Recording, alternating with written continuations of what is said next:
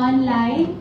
And we would like to give also our audience here a chance to ask you a question. Baka naman mga tanong sila regarding sa naging journey mo. Any tips you can give as well to our aspiring beauty queens na nandito ngayon, baka may gustong sumali in the future. We also have here our vloggers.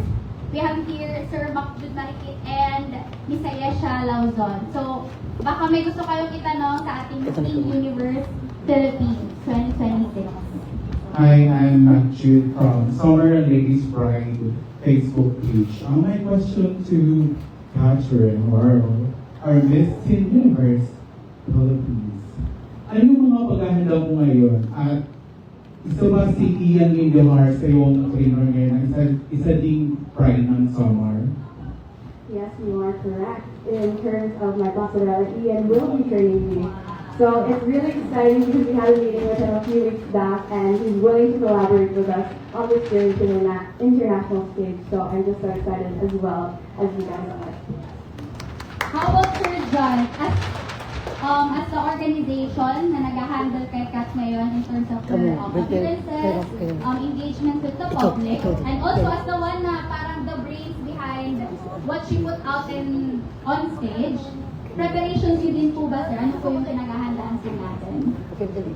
Actually, we have a lot of preparation. Lalo na for this time that we will be competing for the international pageant, which will be held on October 19 to 26 in Phnom Penh, Cambodia. So, it's a very big opportunity na magre-represent si Miss Catherine Wardell. She will be representing the entire Philippines for that project. So, kung yung preparation natin yung national ay medyo light, dito hindi na kailangan buong-buo talaga. So, that is why we prepared a lot for her training and sa kanyang mga preparation sa Q&A.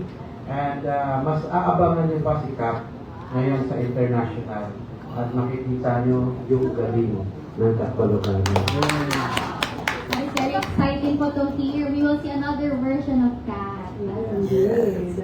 Kasi, for everyone's information, bago po si Kat sumalang sa Miss Universe Philippines, she was Miss Teen Pentados 2023, second runner-up, correct? Yeah.